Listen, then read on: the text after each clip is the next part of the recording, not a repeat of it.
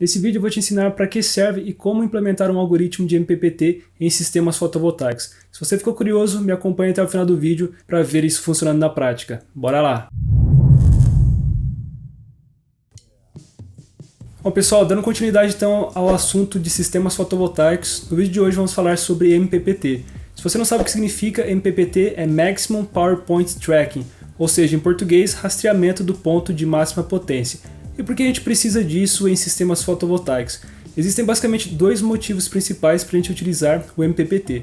O primeiro deles é que os módulos fotovoltaicos por si só não apresentam um rendimento expressivo, ou seja, a eficiência é muito baixa, em torno de 15%. Para vocês terem uma noção, se a gente considerar esse módulo, o modelo CS6P250 da Canadian, ele possui uma potência máxima de 250 watts e, segundo os fabricantes, a eficiência é de 15,54%. Se vocês não sabem, essa eficiência é calculada dividindo a potência máxima pela irradiância nas condições de teste padrão, que é de 1000 watts por metro quadrado, vezes a área total do módulo. Isso vai resultar então nesse valor de 15,54%, que é uma eficiência relativamente baixa, né? Então um dos motivos de a gente utilizar o MPPT é para a gente tentar extrair o máximo de potência que o módulo consegue fornecer, para a gente não desperdiçar mais energia, já que a eficiência por si só é baixa.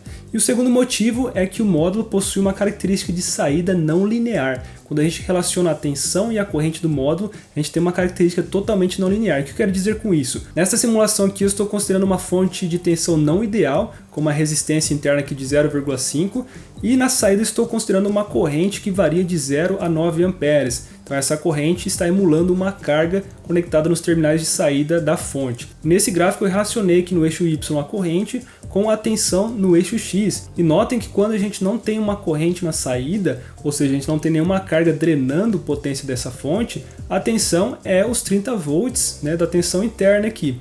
E à medida que a gente vai aumentando essa corrente, a tensão tende a diminuir devido a essa resistência interna que vai oferecer aqui uma queda de tensão nos terminais de saída da fonte. Se a gente aumentar essa fonte por infinito, obviamente que a tensão vai tender a zero, já que a gente está emulando aqui um curto-circuito na saída da fonte. Mas em uma fonte de bancada comercial a gente teria uma proteção aí e consequentemente a corrente não tenderia ao infinito, ela seria travada ali, né, em um valor constante de acordo com a proteção. Mas o que eu quero mostrar para vocês aqui é que quando a gente considera essa fonte de tensão, a gente tem uma relação linear entre a corrente e a tensão, embora seja inversamente proporcional, né?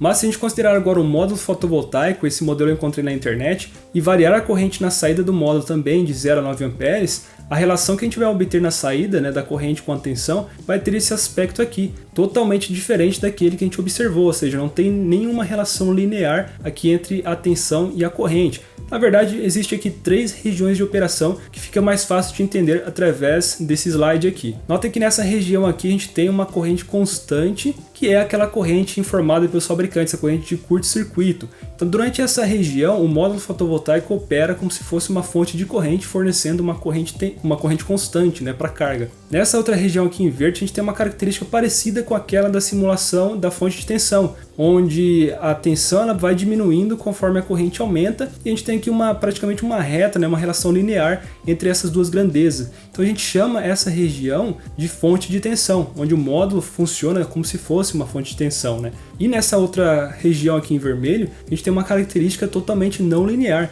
e é exatamente essa região que nos interessa. Por quê? Se a gente relacionar agora a potência com a tensão e não a corrente com a tensão, observem que existe um ponto onde a potência é máxima, e esse ponto ocorre exatamente nessa região onde a relação entre a corrente e a tensão não é linear. E através dessas curvas características que relacionam a corrente e tensão do módulo, a gente consegue extrair alguns parâmetros que são fornecidos pelos fabricantes. Vocês já devem ter ouvido falar sobre tensão de circuito aberto, corrente de curto-circuito, tensão e corrente no ponto de máxima potência, e isso tudo está relacionado com essa curva aqui. A tensão de circuito aberto é a tensão máxima que o módulo fotovoltaico consegue gerar quando não tem corrente na saída dele, ou seja, quando ele está funcionando em circuito aberto de fato, não tem nenhuma carga drenando corrente do módulo.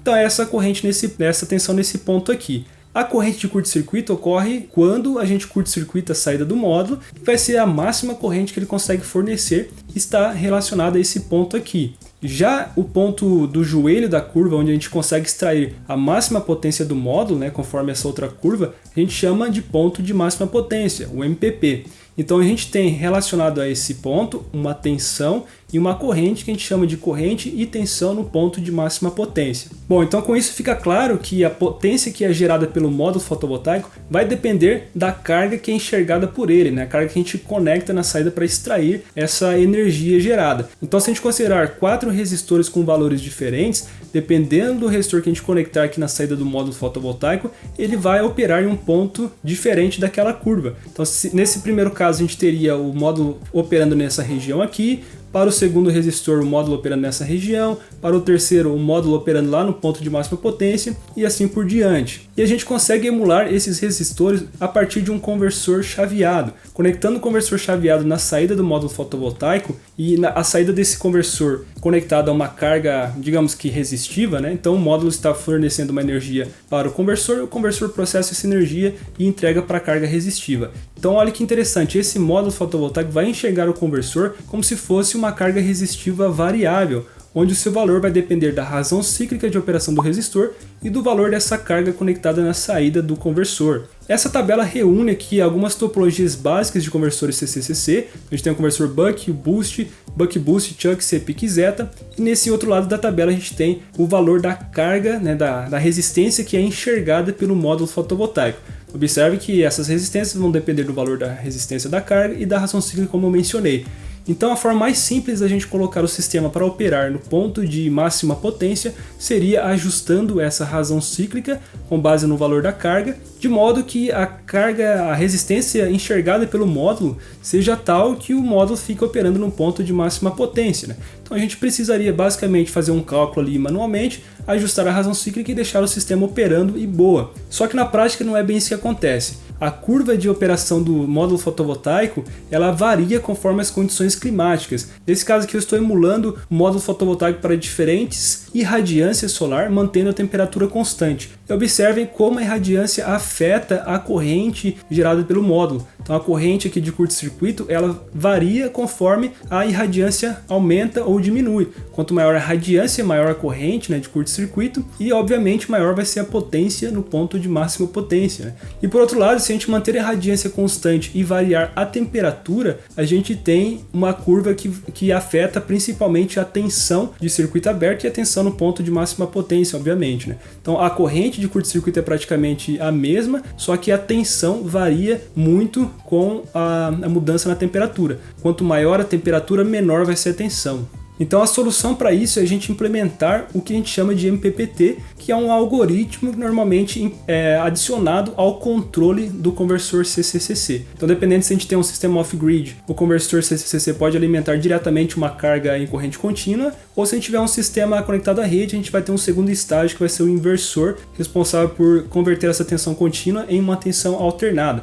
Mas normalmente o algoritmo de MPPT é implementado junto ao controlador do estágio CCCC. E hoje em dia existem diversas técnicas de MPPT que já foram propostas na literatura e basicamente elas são divididas em 3 categorias. As técnicas offline, que como eu falei naquele caso da razão cíclica constante, a gente ajusta um determinado parâmetro uma vez só e coloca o sistema para operar. Então alguns exemplos dessas técnicas é a técnica de tensão constante, tensão de circuito aberto, corrente de curto-circuito ou a técnica de lookup table. Também temos as técnicas online, que diferente das offline, fica o tempo todo tentando rastrear o ponto de máxima potência. As técnicas mais famosas nesse caso é a perturba e observa, condutância incremental, a técnica beta e as técnicas baseadas em temperatura. Por fim, temos as técnicas inteligentes que utilizam normalmente inteligência artificial. Pode ser lógica fuzzy, redes neurais artificiais ou até mesmo otimização de enxame de partículas, já são técnicas bem mais avançadas, normalmente implementadas para reduzir os problemas de sombreamento parciais. Dentre essas, a técnica mais simples de implementar, que já possui uma eficiência de rastreamento relativamente boa, é a técnica de tensão constante, que ela consiste basicamente em forçar a tensão do módulo fotovoltaico para operar no ponto de máxima potência. Então a gente precisaria aqui de uma malha de controle realimentada, com uma realimentação negativa, onde a gente lê a tensão do módulo fotovoltaico, nesse caso seria a tensão de entrada do conversor CCCC, compara ela com uma referência, essa referência vai ser exatamente a tensão no ponto de máxima potência, e aí um controlador vai ajustar a razão cíclica do conversor para levar esse erro a zero. E notem que a comparação aqui tem uns sinais trocados em relação à técnica convencional, que normalmente a referência é positiva e a realimentação é negativa. E por que isso? Porque o conversor ele apresenta uma relação inversamente proporcional entre a tensão de entrada e a razão cíclica. Para a gente diminuir essa tensão na entrada do conversor, a gente precisa aumentar a razão cíclica, com isso a gente vai drenar mais corrente, e quando a gente drena mais corrente, a gente tende a afundar a tensão na entrada do conversor. E se a gente quiser aumentar a tensão, a gente precisa reduzir a razão cíclica, drenar menos corrente, consequentemente, e aí a tensão vai aumentar. Então, devido a essa relação inversamente proporcional entre essas duas grandezas, a gente precisa inverter esses sinais aqui. Mas embora essa técnica seja bem simples e utiliza apenas um sensor de tensão, ela tem um grande problema porque ela considera que as condições climáticas não afetam o ponto de operação do conversor. Mas na verdade a gente já observou que a irradiância e a temperatura alteram muito a curva de operação do módulo fotovoltaico. Quando a gente considera uma temperatura constante e varia apenas a irradiância solar, o ponto de máxima potência ele não altera muito. Então, se a gente considerasse aqui uma tensão fixa, basicamente o sistema ia operar sempre no ponto de máxima potência ou muito próximo dele. Então a gente não teria grandes problemas para variações na irradiância solar. Por outro lado, quando a gente tem uma variação na temperatura, aqui eu estou considerando uma irradiância solar constante de 1000 watts por metro quadrado, à medida que a gente varia a temperatura, como eu falei, a tensão é muito afetada. E se a gente mantesse aquela tensão constante, olha o que ia acontecer.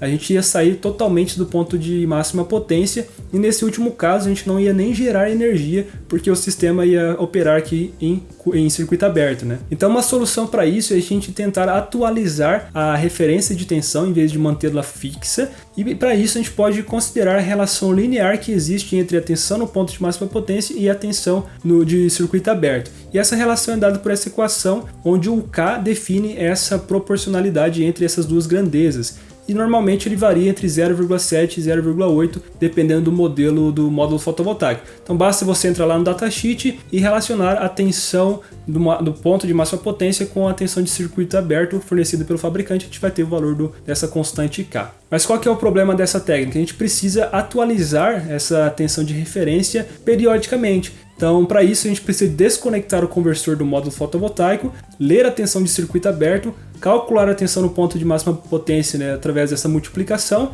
e aí conectar o conversor novamente e continuar ali com aquela malha de controle.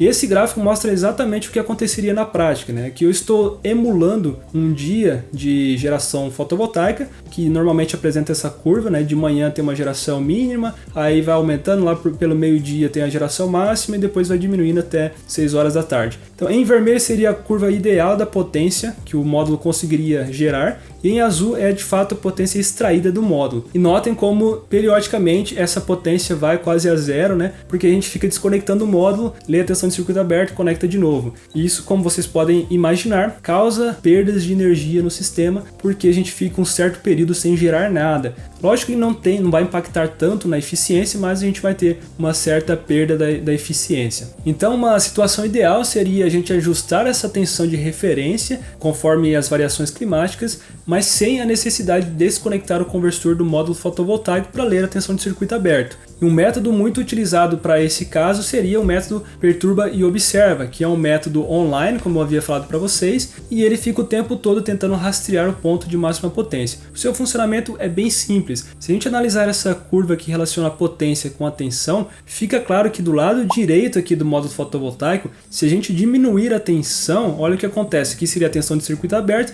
e à medida que a gente vai diminuindo a tensão, a curva, o ponto de operação vai se aproximando do ponto de máxima potência. Já do lado esquerdo do ponto de máxima potência, se a gente continuar diminuindo essa tensão, a potência diminui também. Então não é isso que a gente quer. Então do lado esquerdo do ponto de máxima potência, a gente precisa aumentar a tensão para o ponto de operação se aproximar do MPP. Então é basicamente assim que funciona esse método. E como o nome já diz, ele fica perturbando a tensão e observa o comportamento da potência para ver se está se aproximando ou não do MPP. E como que a gente faz isso? Utilizando um fluxograma bem simples como esse aqui. Então basicamente a gente precisa ler a tensão e a corrente do módulo fotovoltaico. Então no nosso circuito prático a gente precisa de um sensor de tensão e um sensor de corrente. Então a gente lê a tensão e a corrente, calcula a potência multiplicando essas duas grandezas e aí a gente verifica se a potência calculada ela é maior ou não do que a potência armazenada anteriormente. Ou seja, esse algoritmo ele vai ficar funcionando periodicamente conforme uma frequência de amostragem que a gente vai utilizar, né? Se for 100 Hz, 20 Hz, não precisa ser uma frequência muito rápida.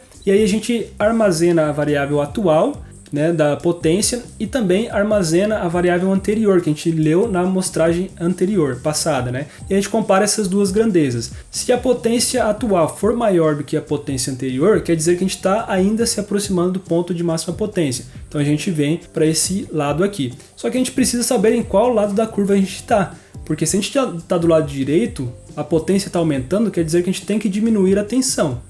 E se a gente está do lado esquerdo e a potência está aumentando, quer dizer que a gente tem que aumentar a referência de tensão. Então a gente precisa verificar em qual lado a gente está. Se a tensão atual for maior do que a tensão anterior, quer dizer que a gente está aumentando a tensão e a potência também está aumentando. Então a gente está no lado esquerdo do MPP. Então o que a gente precisa fazer? Continuar aumentando a referência de tensão a partir de um passo aqui que eu chamei de ΔV. Por outro lado, se a tensão atual for menor do que a tensão anterior, quer dizer que a gente está diminuindo a tensão e a potência está aumentando, ou seja, a gente está do lado direito do MPP. Então a gente precisa, na verdade, continuar diminuindo essa referência até se aproximar desse ponto aqui. E o mesmo é válido para outra condição. Se a potência atual for menor do que a potência anterior, quer dizer que ou a gente está diminuindo a tensão do lado esquerdo do MPP, e a potência vai cair, consequentemente, ou a gente está aumentando a tensão do lado direito do MPP. Então a gente precisa ajustar isso aí. E como que implementa isso na prática? Será que é difícil? Não, é bem simples. Olha só esse código que eu vou mostrar para vocês. Isso aqui eu utilizei no meu TCC. Se você não assistiu o vídeo anterior, eu expliquei mais ou menos do que se tratava o meu TCC, né? E aqui, basicamente, o que eu faço? Eu tenho uma variável potência, que eu calculo ela multiplicando a tensão e a corrente lida. Aqui eu estou utilizando ponto fixo, por isso eu utilizei essa função Q15 multiplier, né? Então é um formato em Q15. E aí eu multiplico as duas grandezas e obtenho a potência. E em vez de eu comparar a tensão anterior com a atual, eu calculo um ΔV. Simplesmente eu subtraio a tensão atual da anterior. Se o ΔV for positivo, quer dizer que a tensão atual é maior do que a anterior. Se for negativo, quer dizer que a tensão atual é menor do que a anterior, né? Então aqui eu verifico se a potência atual é maior do que a anterior. Então a gente está aqui. É maior? É. Então vamos entrar aqui. O ΔV é positivo? É. Então eu estou aqui. Incremento a minha referência de tensão com esse passo que eu chamei de MPPT Step. Isso aqui eu defini lá em cima no código, né? Se o ΔV for negativo, eu estou aqui. Então eu decremento a referência. E aqui por outro lado, se a potência atual for menor do que a anterior, a gente vem para esse lado aqui. Se o ΔV é positivo, quer dizer que eu estou desse lado, eu preciso decrementar a referência. Então tá aqui, ó, decrementando.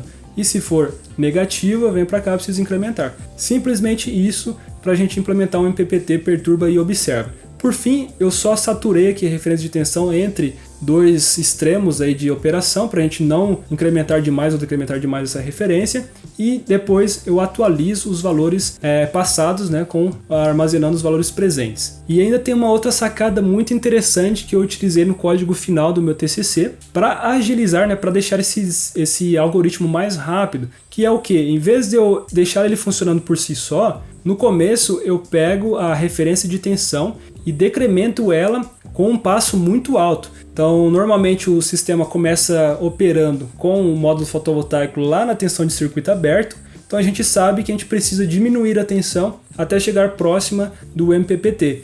Então o que eu faço é exatamente isso, eu vou diminuindo a referência de tensão já com um passo muito grande, e quando ele chega em certo valor ali de tensão, eu paro de decrementar com esse passo e deixo o meu MPPT funcionando por si só. Então isso acelera, né, o início do algoritmo, e depois ele fica operando ali sozinho para rastrear o ponto de máxima potência. E aqui, só para confirmar que isso funciona de fato, eu vou mostrar o protótipo funcionando. Esse aqui é o protótipo do meu TCC. Aqui é o conversor boost quadrático, que seria o conversor CCCC lá do primeiro estágio.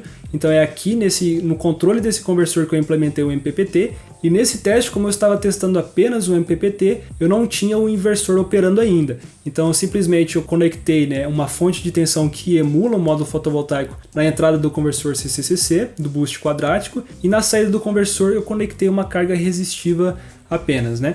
E a placa desse conversor boost quadrático que eu desenvolvi aqui no Altium, esse é o esquemático do conversor. Então a gente tem aqui a parte de potência, a parte do gate driver para acionar o MOSFET, os circuitos de sensoriamento da tensão de entrada, tensão de saída, aqui da corrente, eu utilizei um resistor shunt. Se você não sabe, o Altium é um dos softwares de layout de PCB mais utilizados na indústria. Esses dias eu estava pesquisando vaga para desenvolvimento de hardware e a maioria exige o conhecimento de Altium. Então, se você pretende trabalhar com desenvolvimento de hardware, layout de PCB, é importantíssimo aprender a utilizar esse software. Então, para isso, eu vou deixar aqui embaixo na descrição um link de um curso muito bacana, com preço bem acessível. Se você tiver interesse, dá uma olhadinha lá. Então aqui a gente tem o conversor CCCC, ó. Essa é a fonte de tensão que emula o módulo fotovoltaico, em cima dela tem uma carga resistiva.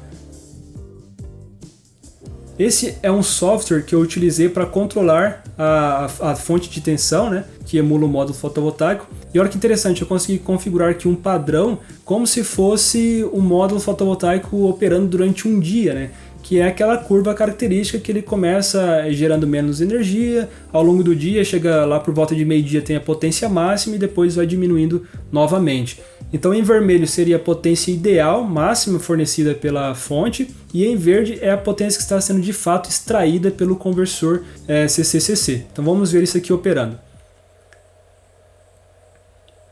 Então ela começa lá com a potência mais baixa, o conversor já rastreou, aumentou a potência novamente, o MPPT rastreou, e aí ele vai seguindo conforme a potência vai aumentando ou diminuindo, o MPPT vai alterando o ponto de operação do conversor para seguir essa curva em vermelho.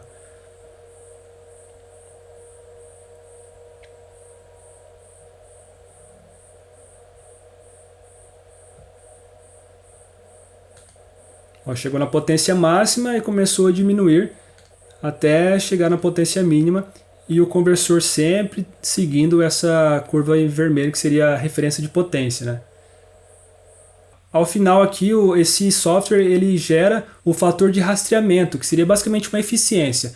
Quanto de potência o conversor conseguiu extrair do módulo fotovoltaico dividido pela potência máxima, e aí a gente tem aqui um rastreamento de 99,77%. Ou seja, a gente conseguiu extrair praticamente toda a potência gerada pelo módulo, né, pela a fonte que emula o módulo fotovoltaico. E apesar dessa técnica apresentar um fator de rastreamento muito bom e não depender dos parâmetros do módulo fotovoltaico, ela apresenta um problema, que é o fato de ficar perturbando constantemente a tensão do módulo fotovoltaico. E dependendo do valor daquele passo que é incrementado ou decrementado na referência de tensão, a gente pode ter uma oscilação muito grande ou não. Então, se a gente tiver um passo maior, a gente melhora a dinâmica do MPPT, né? A gente consegue rastrear o ponto de máxima potência com uma velocidade maior, porém a oscilação lá no ponto de máxima potência também vai ser maior. E se a gente diminuir aquele passo a ponto de não ter uma oscilação significativa, a gente acaba deixando o algoritmo mais lento, né? Então, para melhorar essa questão do método Perturbe e Observa, alguns trabalhos propuseram ajustar o passo de incremento conforme a distância, né, do ponto de máxima potência. Então, se a gente estiver muito distante do ponto de máxima potência, esse passo ele é aumentado, né, de forma que a resposta fica mais rápida, e à medida que a gente vai se aproximando do MPP, o passo de incremento é diminuído para diminuir as oscilações lá no ponto de máxima potência, né, as oscilações na tensão do módulo fotovoltaico. E uma outra solução é a gente optar por outros métodos que não apresentem essa oscilação, como o método da condutância incremental, o método de beta ou um método baseado em temperatura. Se você quer aprender mais sobre esses outros métodos de MPPT, vou deixar o link de um artigo que eu escrevi lá no blog Eletrônica de Potência, onde eu comparo os 7 principais métodos de MPPT. E esse foi o vídeo de hoje, pessoal. Se você gostou, se você aprendeu com esse conteúdo, não deixe de curtir o vídeo e de se inscrever no canal caso não seja inscrito, para dar aquela força e também para não perder os próximos vídeos sobre esse assunto de sistemas fotovoltaicos. Então até lá!